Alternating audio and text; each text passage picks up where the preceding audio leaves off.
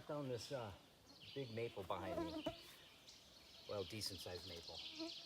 I'm an electrician, so I'm no expert or whatever, but I know a few things. So we'll go over it real quick. First thing you want to do is make sure that there's no dead branches or anything in the tree that when you cut it, they'll fall on you. So we're good there. Then you got to kind of figure out where it's going to fall. So you want to check it in two different angles. So this is the first angle. This tree is obviously leaning toward the left.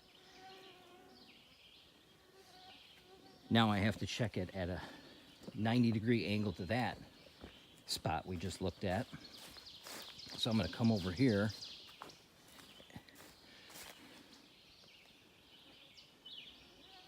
and it's leaning a little to the right. So if I come over here, I believe this tree will land right on top of me here. It should land right here. So obviously I'm moving this tractor, and I'll move this guy over here too. So we have the tractors moved. I moved that one way over there, far out of the way. And then I moved that one that way. Now, after I look at both angles, I like to just step up right to the tree, put my back to it, the direction I think it's gonna go, and then just look up at the tree. So we're looking about straight up. So you can tell that that tree is leaning, and it has most of its branches, which is really important too, to look at the branches on this side. Because you can have a tree leaning one way slightly, and all the branches are growing the other way, and that tree will, because of the weight of the branches and leaves, it'll drop the way it is not leaning. But this one's leaning this way and the branches are leaning this way. So I'm thinking this tree is going to drop right over here. There's a large rock in the ground.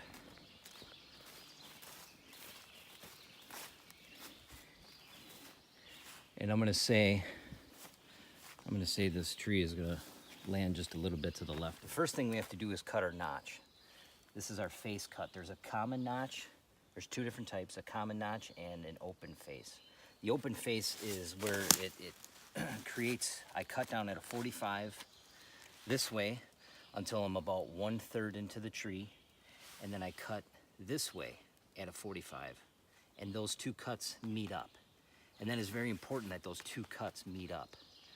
Bad things happen when you undercut one and the first cut comes underneath, and the bottom cut does not meet up together. Now that's a 45 and a 45 is a 90-degree angle. So you're gonna have a pie cut out of a tree like that. It can also be as little as a 70-degree angle, 70 to 90 degrees. The back cut comes in, and you leave 10% of the tree for the hinge. Now the good thing about an open face notch is that when the tree releases almost when it contacts the ground. The tree is under control with the hinge the entire time until the tree is almost hitting the ground, and that's a good thing.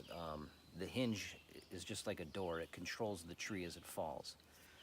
Now the common notch, you cut a 45-degree down until you're about 1/3 of the way into the tree, and then you come in with a bottom cut that is parallel with the ground, flat. So you end up with a 45 and then a straight cut. That's easier to do, but when the tree falls, it is only under control about half the way, and then those two cuts meet, and the tree pops and is just falling. It is no longer connected to the hinge, so it can turn and move and whatnot. But it is an easier cut to make. A lot of, I think foresters usually use an open face, but a lot of, homeowners and stuff use a common notch. And when you make your back cut, you want to go fast. You don't want to hesitate. This isn't a thing where you want to be unsure of yourself. You got to just make the cut. You got to make your back cut quickly. Get to your 10%. It'll start falling. You know, cutting trees is the most, I think, the most dangerous thing a novice can do. But anyway, I'm going to take this cut down with a common notch, and we'll see how it turns out here. The other thing I want to talk about is your chainsaw. This little line here on this side, and this line coming all the way up and over, that's actually used for something. That's your sight line. That is perpendicular to your bar. So you aim with this line. So when you start making your cut, I'm looking at this and I'm pointing this line directly to where I want this tree to drop. And then again with the back cut. And all these cuts you want to make level with the ground. So now that we've said all that, it's easier said than done. Now you have to do it in the tree with a chainsaw. You know, when you're real close to the tree, it's hard to look down and everything, but we'll try it and see how we do. One other thing I want to go over with is your notch. I said 1/3 through the tree. That is one way to do it. The other way is 80% of the tree is how deep you want to cut your notch, meaning the diameter of the tree. If you have a 10-inch tree, where the tree is 8 inches diameter, that's where you would stop your notch. So if the tree is, 10 inches round, wherever the measurement of 8 inches is where your notch would stop. That's easier said than done, obviously, but that's the way, is a better way to look at it, because trees have different shapes and widths and all that stuff, obviously. But for a guy who does it a little bit, 1/3 of the way is what you want to go with for the notch. You also want to clear out everything around the tree so you don't have any obstructions that you can trip over when you run away. I shouldn't say run away. You don't want to trip over anything while you're running. You want to be calm and collected and just get away from the tree. And you want to do it not straight behind the tree, but at 45s away from the tree, in the opposite way of where you are falling it. Another thing, when you're cutting your notch, you want to cut, the first cut is the top cut on an angle of 45. That way, when you make your bottom cut for the notch, you have a sight line where you can watch that bar and chain enter the top cut. You can actually look down that cut and see the chain and when the two cuts meet. Because I see a lot of people cutting the bottom cut first. But the proper way is to do the top cut first, use that as a sight line, and then come in with your bottom cut for the notch.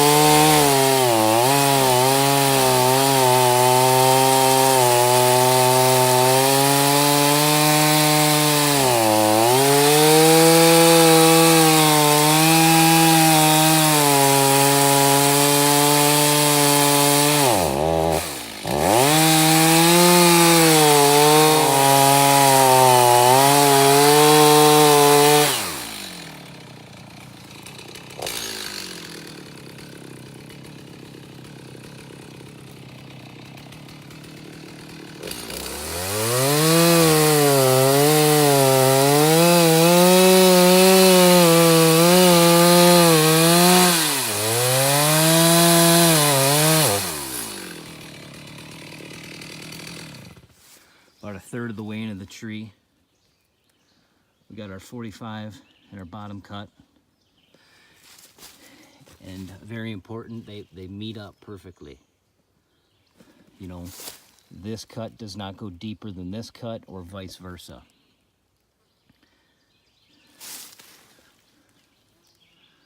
So now the back cut is next. We're going to cut an inch or two above that point. An inch or two above that point. So the back cut comes perfectly straight,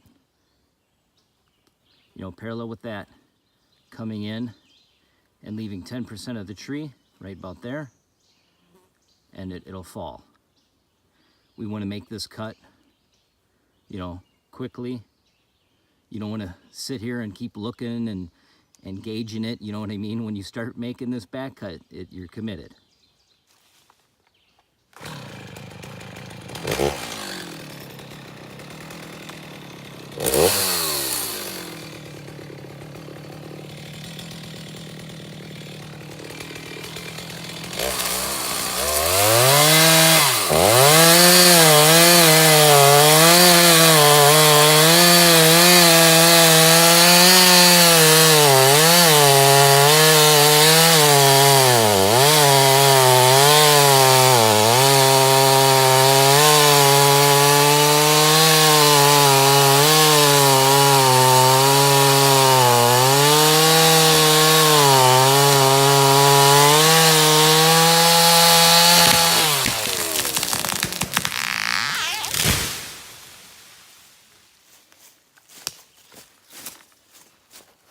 All right, there we go.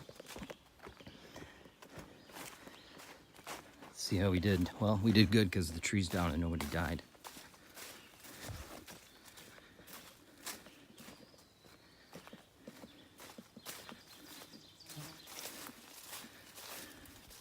Trying to look for that rock.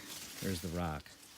So it actually went 3 feet to the right of the rock. And I think I know my problem. So now you can tell how well you did by looking at the stump. So my back cut was probably a little low. I should have made it a little bit higher. And the other thing I see is that if you look at the top, this looks good, but this was too thick.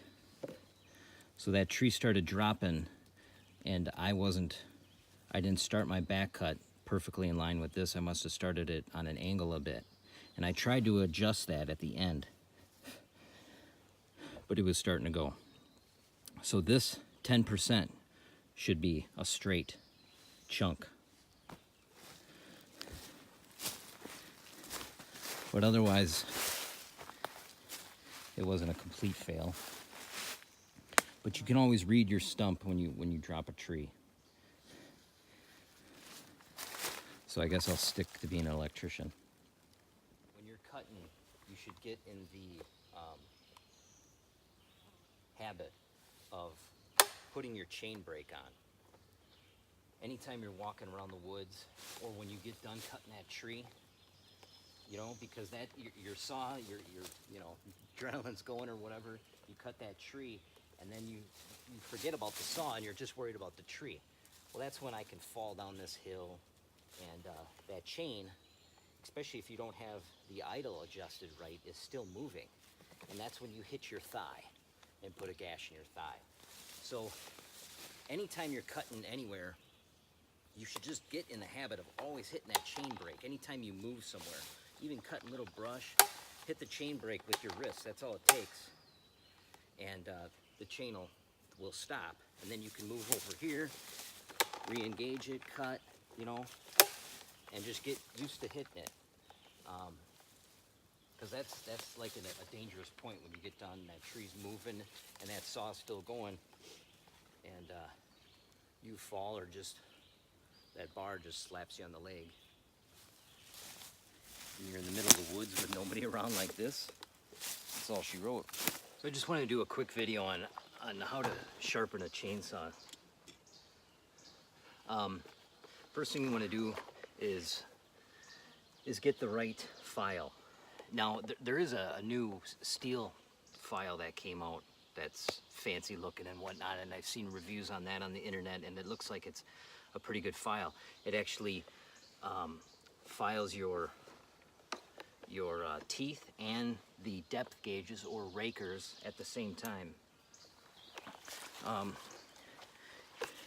You know, your teeth are obviously the sharp part, and then there's rakers in front of each one, and that kind of is a gauge or depth gauge of how big the wood chip that it takes every time it crosses the wood. You have to file those down every once in a while too. Not every time you sharpen your chain, but I mean you can, but if you have the old school file, usually I do it every third time I sharpen my chain. And the frequency at which I sharpen my chain is, well, it's all on a feel thing. You know, you shouldn't struggle. Your saw should just go right through the wood like butter. And you should have good large shavings. That's another way to tell. You hear these bugs? I feel like I'm in Vietnam or something. So large shavings is another way to know if your saw is sharp. If you have large shavings, that's a good thing. But the more you cut, the more you'll feel and know. I usually cut, let's say I cut for an hour. I bet every 2 hours I'd say I sharpen my chain, that I use my saw, probably even more than that. That's not like full continuous cutting. I would say every hour if you were continuously cutting. But you might hit some dirt, you know, or you might see a little spark or something in the wood because you hit some dirt, and you know your chain's obviously getting dull. But anyway, so you need the right file, and my bar, I have it upside down right now. You should flip your bar over too, so you get an even wear on your bar. But anyway, I don't know if you can see that, but it's 3/8, it says right on there. So you want a 3/8 file. File says 3/8.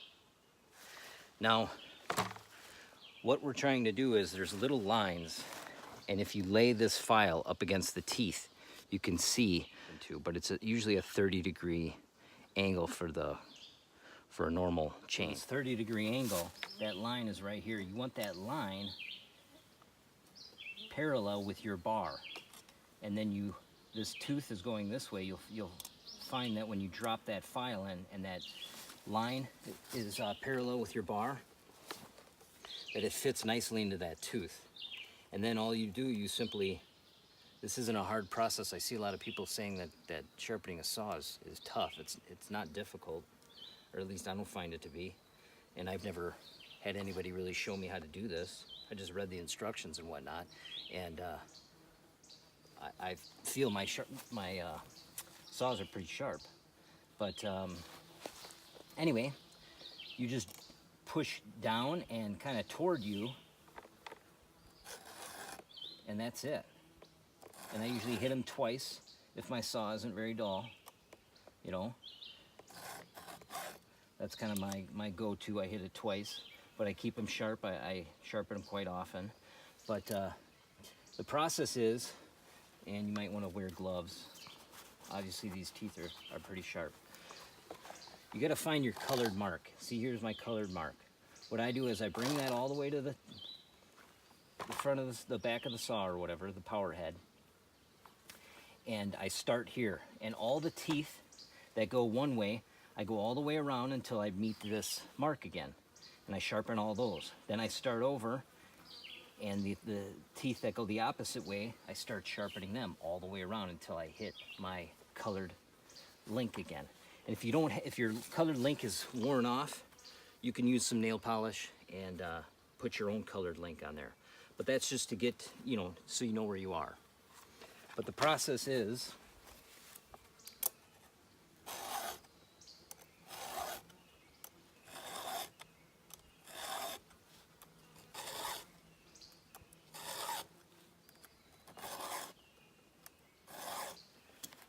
then I'll grab that where I last sharpened that tooth, and I bring it down to the power head again. And then I start on the tooth in front of it. And you don't want to tilt this up or down. You want it flat against the bar, the chain. I'm just pushing down and back.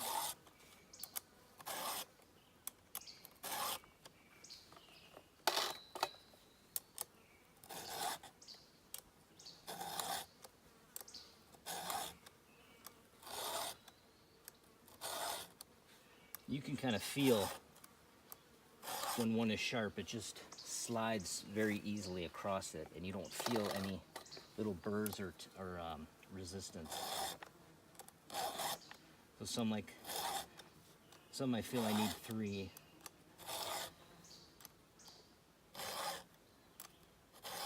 But you want to keep them the same. You want all your teeth to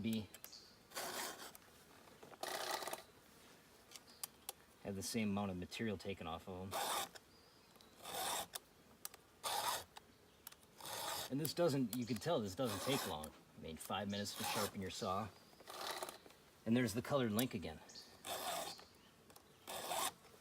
So I'm halfway done. So now I'll bring this back and start on the opposite teeth. You can see it's not a hard process. But anyway, that's how I sharpen my saws. I might look into getting that new sharpener from Steel. Now, every 3rd time or so, you want to hit your rakers. So then you need a flat file. And that's the same deal. The raker is this front part in front of the tooth, the sharp part. It looks like a tooth or a shark fin or whatever. And you just get up here. You don't want to hit your tooth, the sharp part, while you do this.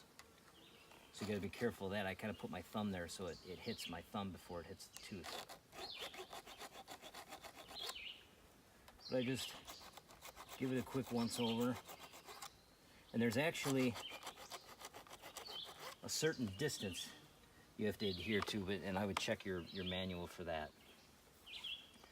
But like I say, I don't do it every time, probably every 3rd time.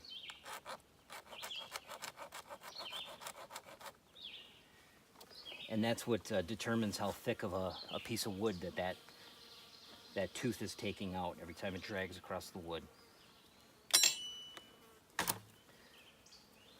But it's good to have a sharp saw. It makes a huge difference, and it's safer. It's nice too to get yourself a chainsaw bag.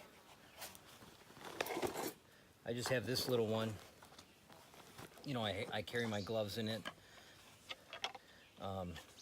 some wedges, different files. I always have extra chain, usually one for every bar that I use for firewood anyway. I forget what these tools are called. You should have at least 2 of those. I have bar oil. I have my flat file. Couple different pairs of gloves. I have a really crappy pair of glasses that are really dirty and oiled up, but sometimes I need them. They come in handy. I forgot mine or whatever. Also, I carry the nuts that are on the side of your chain here. I usually have 4 of those on me. I've lost those before. But anyway, yeah. And it doesn't take up much room. That's really all I've felt like I've needed. So hopefully that was helpful. This thing comes in handy too. I like it because of the screen on it. When you wear glasses, you know, they fog up. This never fogs up. You got your ear protection on. You know, everything's all together, and I've had branches hit me in the head, so you know, you got all 3 in one deal. So this is a bonus to have. So if you've been watching and you enjoy these videos, please press like and subscribe, and I'm gonna have a lot more videos to come. Like I always say, I have a ton of projects going on all the time, so it's Memorial Day weekend this weekend, and I hear rumors that people fish and stuff, but this is what I'm doing. Thanks for watching, and we'll see you next time.